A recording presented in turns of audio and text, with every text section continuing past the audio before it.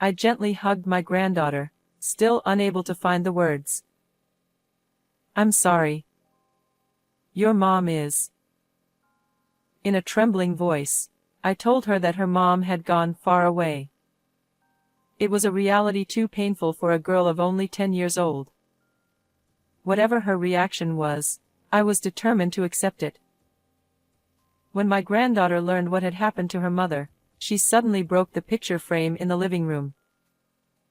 The acrylic picture frame contained a family photo of me, my daughter and her husband, and Ami. The four corners of the frame were only fastened together, so even the slightest effort by a young girl could cause the frame to fall apart. The photo fell to the floor with a flutter. I couldn't understand this behavior, and I raised my voice. Stop it.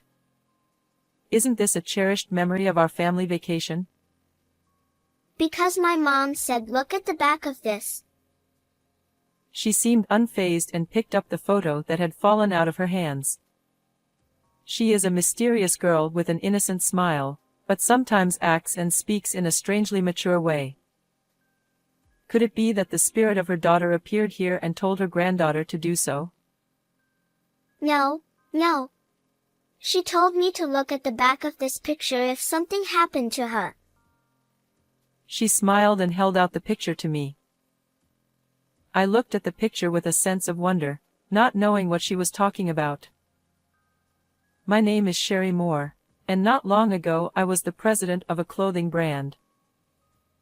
It was a Saturday lunchtime at my favorite restaurant, and I was thinking back to a few months ago. It was a chilly, rainy day in early spring. I'm going to retire from my position as president on my 67th birthday. When I told my daughter Mary, she was very much against it. I had always been Mary's confidant, and I was proud to have been her confidant. And I was surprised by her reaction because I believed that she was a good companion for me as well. Mary, new eras and trends are created by new generations. But, Mom, you're not ready. I want to leave the company in your hands, so that it will become better and better. With a look of conviction in my eyes, I convinced her. I knew my daughter had the ability to read trends. I understand. It's a company you've cherished, Mom. I'm sure I'll make it even bigger. Her snickering and enthusiasm resembled that of my husband, who had passed away early in life. I remembered the way he had said enthusiastically, "I will surely make you happy," when we had just launched the company. Just as I was celebrating the birth of our daughter, he was involved in an accident. I blamed myself for the too early separation, not feeling any sadness. But Mary was there. I pushed myself to protect and nurture my daughter. Without her, I would not have made it this far.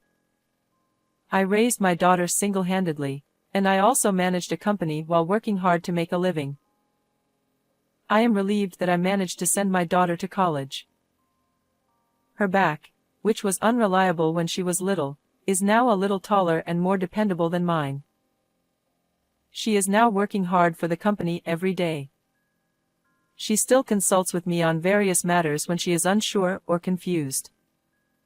Today, too, she called me up at this lunchtime to tell me that she was having trouble with a rival company. "Mom, sorry to keep you waiting. Have you ordered yet?" "I'm just choosing now." Together, we peeked at the menu list and finished ordering on the touch panel provided at the table. Then Mary's eyes changed sharply and she turned to the face of the president and began to speak. "So, sorry. Sari is a classmate of my daughter's and the president of a rival company. They became acquainted within the same university and continued to communicate with each other after they graduated and got married. I had met her several times and she was a very gentle-looking girl with great sensitivity at the same time. She has also started her own company and seems to be a good competitor with her daughter. However, she has been acting strangely recently. She has suddenly become distant. You don't have any idea what's going on, do you? No. She even blocked me on social media, and I don't know what to do. She ate a hamburger, the restaurant's specialty. She stuffed the burger into her mouth. What do you think? This kind of consultation had happened to me several times before. But neither I nor Mary thought that her best friend from school days and her would become estranged friends. It would have been better if they could have met and talked, but apparently that is not easy for them either. And David, too, sort of. She looked troubled. David is Mary's husband and executive director. He's been making a lot of mistakes at work lately, and he can't get anything done without me covering for him. Is that so? Not at all. He forgets to bring documents to meetings with clients, arrives late for meetings with his hair in a sleeping habit. David's stories of failure continued, and Mary found them stressful. I am grateful to you, Mom. I admire you so much for raising me and running your own company at the same time. But, she continued with a downcast look on her face, that's why I want to run my mom's company properly, and I don't want him to mess it up. Finishing lunch, we headed outside. I smiled at her as we basked in the early summer sun. He's working hard, I know he is. They say that failure is the source of success, and it's just the beginning. Mary's cheeks puffed out as if she was unconvinced. About 2 weeks after my lunch with Mary, we had a family get-together for dinner. Our family has dinner once a month on the third Saturday of the month. I always looked forward to this meal more than anything else. Since my husband passed away, I have been estranged from my relatives and have no friends nearby. Since I had retired as president, I rarely talked to people, so I was even more excited now. I couldn't wait to get out of the house and arrived at the venue 30 minutes early. The place was a slightly rich Chinese restaurant, renowned by word of mouth as a hidden gem. The waitress couldn't help but giggle when she saw me getting too carried away. Oh no. I'm crazy. I was shown to a table with a reservation tag and waited for my daughter's family to arrive. I looked out the window and saw someone walking quickly under the trees. It was Sari. I leaned forward involuntarily, but it was all I could do to follow her through the window pane. Ever since Mary had told me about her, I had been somewhat concerned about her. Her brisk walk gave no indication, but I wondered what she thought of Mary. When you are in the same business, even as the president of a company, don't you get along well with each other? I did not have many friends like that, but we did not have many disagreements. That is why it was difficult for me to be close to Sari's feelings and Mary's feelings. While I was thinking about this, Mary and her family came to me with surprised looks on their faces. Mom, you're up so early. Well, I think I got the time wrong. Ha ha ha. I urged them to take their seats. Mary, her husband David, and my granddaughter Ami took their seats. Ami will be 10 years old this year. Ami is a mysterious child with an innocent smile, but sometimes acts strangely mature. We spread out the menu and ordered our favorite dishes. Grandma, I don't have a single cavity. My granddaughter smiles, showing me her beautifully erupted teeth. Well, I see.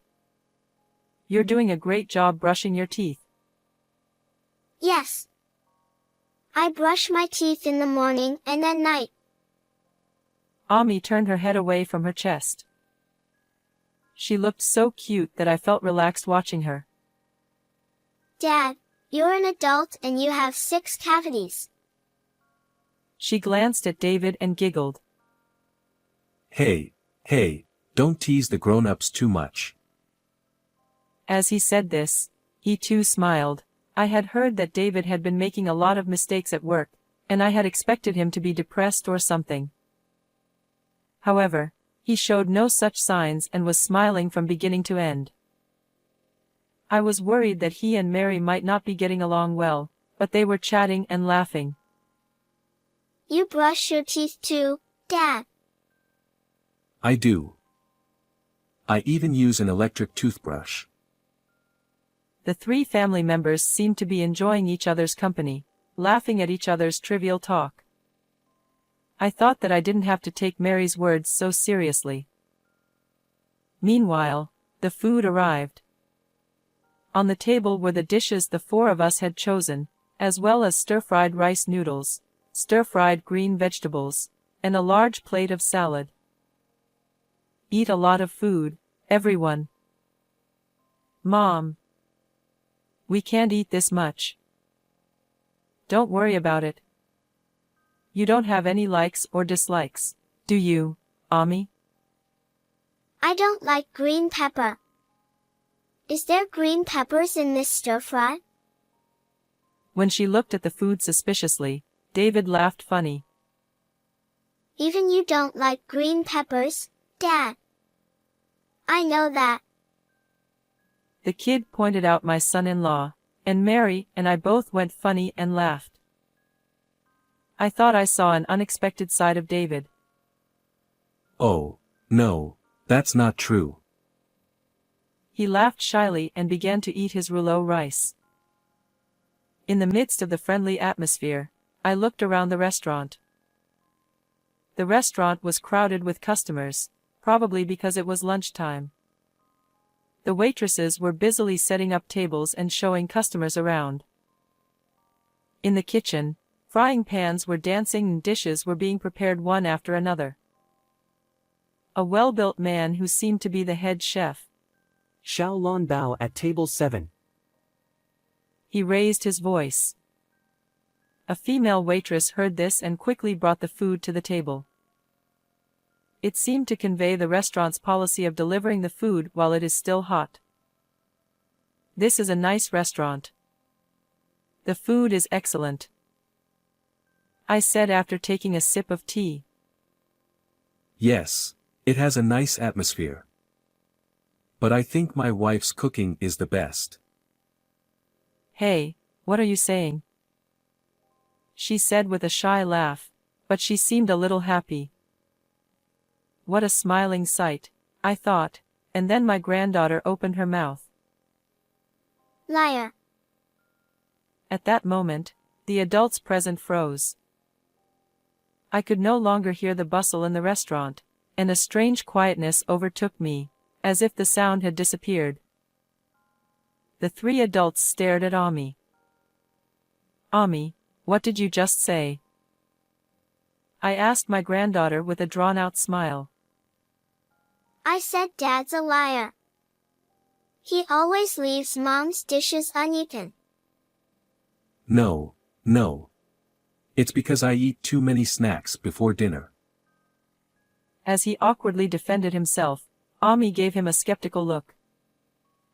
However, her innocent expression soon changed and she laughed. Really? Dad, you shouldn't do that. You're right, Ami is really patient. From now on, no snacks for Dad. Oh, no, of course not. We immediately burst into laughter, and the three of us were back to smiling. Before we knew it, we could hear the sounds around us, and it seemed as if the lively atmosphere had returned. After eating apricot pudding for dessert, the dinner ended without a hitch. On my way home, I reluctantly said goodbye to Mary and the others, and we exchanged greetings. Thanks for the food, Grandma. Bye-bye. See you later, Ami. She ran off in the opposite direction of the road I was going home, waving her little hands in the air. I wondered what my granddaughter had been like today, and I noticed that both Mary and David were smiling as if to cover it up, saying, "She's always like that." Mom, we'll see you next month. We'll treat you next time. With that, the two of them disappeared into the hustle and bustle with my granddaughter. As usual, they dined together in a pleasant mood and chatted happily. As we parted, I felt the same sense of reluctance in my heart as usual. However, I feel as if I have developed something that bothers me like a thorn in my heart. Mary and I exchanged "see you next month" greetings, but this was unexpectedly betrayed. Within a few days after the dinner, my daughter was involved in a traffic accident. I rushed to the hospital, but it was already too late. She was only 38 years old. I couldn't believe it. Why did she? She was lying in the hospital bed with her eyes tightly closed, and David came in and quickly went out into the hallway, but it was not my imagination that I could hear his sobbing voice. Both he and I were saddened and could not say anything for a while. David, who had regained his composure earlier, told me with a tear-stained face, I'm sorry. I have a meeting in a few minutes. Can you pick up Ami and take her home? Well, do you have a meeting? Also, I think I'm going to be flabbergasted and will be out of the house for a while, so I need you to take care of Ami for me. I said. Okay. It was all I could say. As he left, I watched him go. I was stunned by the suddenness of the event. I was not strong enough to act as quickly as he did after losing a loved one. The days I had spent with my daughter passed through my mind in an instant. I almost overlooked the fact that my granddaughter was among them. Right now, Ami is leaving school at this time and does not know about this yet. How should I tell her about her mother's death? Puzzled, I decided to go to my daughter's house. Using the duplicate key in the mailbox, I entered the house and began preparing to take care of Ami. Soon after, Ami came home. Grandma? She must have seen me and guessed something. She put her pastel-colored bag down in the living room and approached me. She was staring at me curiously, without her strikingly innocent smile. I hugged her gently, still unable to find the words to say. Ami, I'm sorry. Your mama is. In a trembling voice, I told her that her mother had gone far away, a reality too painful for a 10-year-old girl. Whatever her reaction was, I knew I had to accept it. However, she slipped out of my arms and picked up a picture frame displayed in the living room. In the acrylic picture frame was a family photo of me, my daughter and her husband, and Ami. Ami? She stared at it for a moment and then suddenly broke the picture frame. The photo frame, which had only 4 corners fastened together, came apart immediately with even the slightest effort by the young girl. The picture fell to the floor with a flutter. I couldn't understand what she was doing, so I raised my voice. It's a precious memory of our family vacation, isn't it? Because Mom said to look at the back of this picture. Ami seemed unfazed and picked up the fallen photo. Did the spirit of her daughter appear here and tell her granddaughter to do so? No, no. She told me to look at the back of this picture in case something happens to her. She smiled and held out the picture to me. I looked at the photo with some trepidation, not knowing what she was talking about. When I turned it over, I saw that in Mary's handwriting, she had written, "My husband is after me." I could see that she was trying to convey something in her scribble. What does it mean that her husband, David, is targeting her? I don't remember hearing anything like that from Mary. Did only Ami and Mary know about this? Is there any connection between this message and Mary's death? Did David kill Mary? He had never shown any sign of such a thing, and just a moment ago he was in the hospital with me, mourning Mary's death. Various thoughts were going around in my head, and I was at a loss for words. Then, David came home, mumbling and blabbing. Oh my God, I can't believe I left my files here. I took the opportunity to catch him and question him. David, I need to talk to you. Please come this way. No, I have a meeting. He seemed to want to avoid talking to me. He looked as if he was trying to hide something or knew something he did not want me to know. I held up the message on the back of the photo in front of his eyes as he was about to leave. What is this? He looked it over quickly. Jeez. He muttered quietly. He instantly looked away. I pressed him further. Answer me.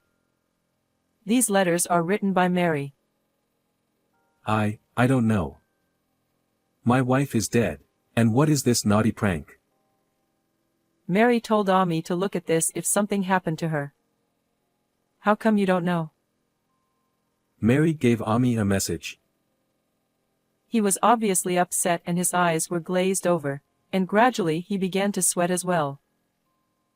I tried to get him to tell me what was going on, but he just kept saying he didn't know. At that moment, Ami said from the side, No wonder Dad doesn't know. Neither Mom nor Dad talk about anything at home. Ami, stop it. Mom told me. She says that you don't listen to her, and that it's a waste of time to talk to you. The other day, your mom and dad were talking nicely. That's because they didn't want Grandma to worry. So they were trying to make it seem like they were getting along, she said. Ami, shut up already. Don't tell lies. It's the truth.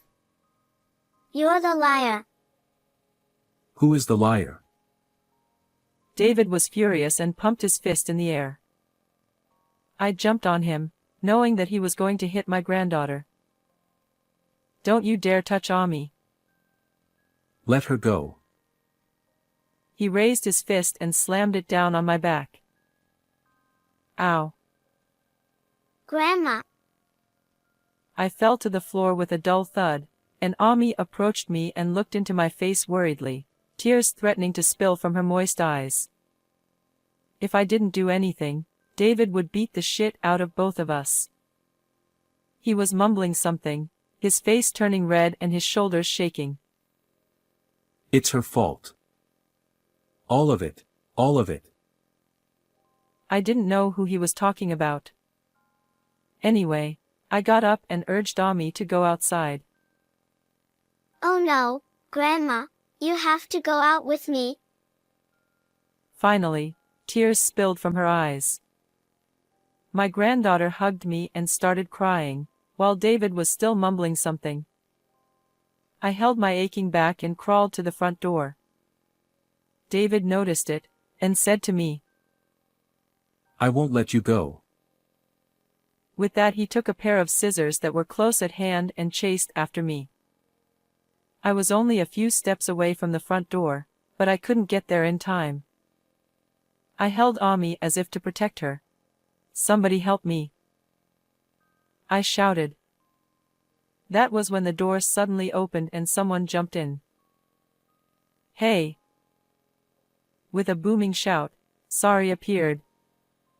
Using her business bag as a shield, she lunged at David and pushed him back, causing him to stumble and fall to the ground. Sari followed up by putting her arms behind his back and pinning him to the floor. You give it up. I've called the police. What did you do to the two of them? Ow, ouch. Who are you? Both Ami and I were taken aback by the appearance of someone so unexpected. Sorry. What brings you here? Oh, it's been a while. Mary asked me to take care of you too. Sari said that she had promised one thing to my daughter. That was when Sari's company was not doing well and she consulted Mary about management policies. She took some of my daughter's advice and put it into practice, and the business gradually recovered. As a thank you for her help, Sari told her to let her know if there was anything she could do to help. Well, if anything happens to me, you take care of Ami and Mom, okay? She had no idea what she was talking about, but Sari kept that promise in mind for a long time. I knew Mary had the ability to see something ahead of time. So I believed that there would eventually be something. Nothing was better than nothing. She chuckled. So I investigated what was happening near Mary. As she hired a detective to investigate, she became concerned about David. At first, she thought that he was Mary's husband and that some related matter could have come up. But then she realized that it was a bit unusual. What do you mean? You know that he had Mary cover for his mistakes at work. Of course I knew that. But what does that have to do with this? David groaned in frustration. It's her fault. Mary always helped me as a matter of course. It was unnecessary. It made me uncomfortable. Uncomfortable? Is that what you thought of her? She has damaged my self-esteem. I'm the managing director. He had a recrimination against Mary. And out of that resentment, he was planning to take over the company. After everything was exposed, he started ranting and raving about things we didn't understand. Sari held him down firmly. He continued to rant and rave. I thought today's car accident was lucky. I thought I had a chance to take over the company. No way. You were crying in the hospital. I heard his sobbing voice. Was that an act, too? Acting? No, it was not. That was a cry of joy.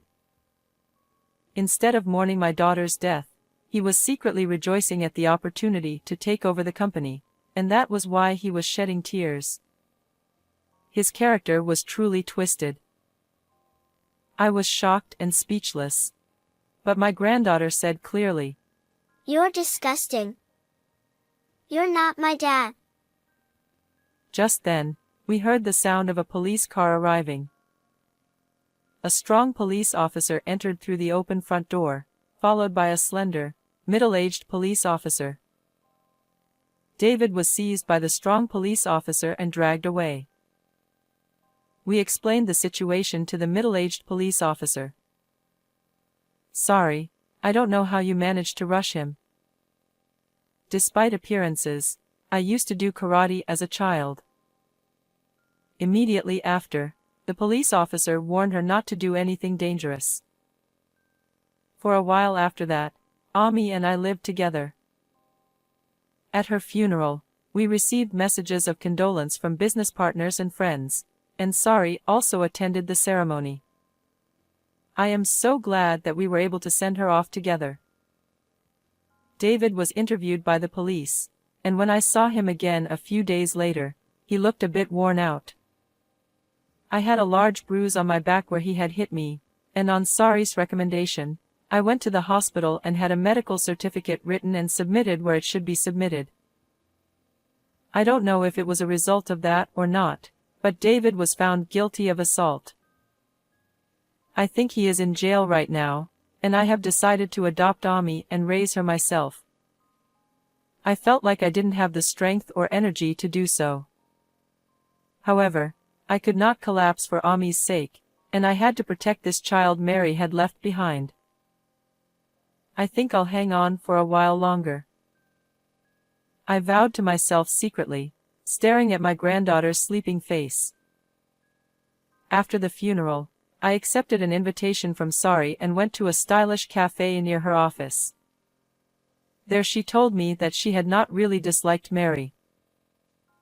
I'm ashamed to say this, but I was jealous of Mary.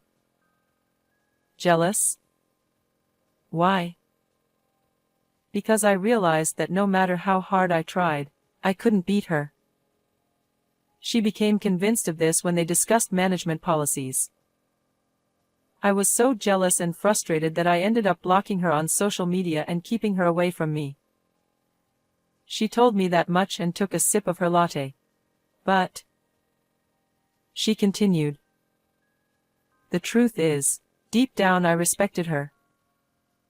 She said a little sadly, perhaps regretting somewhere in her heart that she had blocked her social media account. To be honest, I still feel that if I had known this was going to happen, I should have reconciled with her. To Sari, Mary was both a rival and a person worthy of respect. Sari, thank you for being my daughter's friend, I said, and she smiled shyly. The conversation then turned to what to do with my company. With the president and managing director gone, it would be tough to rebuild the company. I am temporarily in charge of some parts of the company, but I can't continue to do so for very long. Therefore, I was thinking of transferring the company to someone else and letting it go. Please let me take over. I was so surprised by her offer that I almost blew out my coffee. I had never thought that Sari would say such a thing. But I know it's a lot of work. But I also want to preserve the company that Mary and you have cherished so much. Please let me take care of it, please. She bowed deeply. I hesitated. But her enthusiasm pushed me to leave it to her. I understood. I will try to move our board meeting in that direction. Oh, thank you very much. This brought her and I closer together, and we had dinner together again a few months later, and she is like a real daughter to me. Ami, on the other hand, has had to leave her parents, but she doesn't seem to care much about her father. As for her own mother, she has managed to accept and live in the past few months.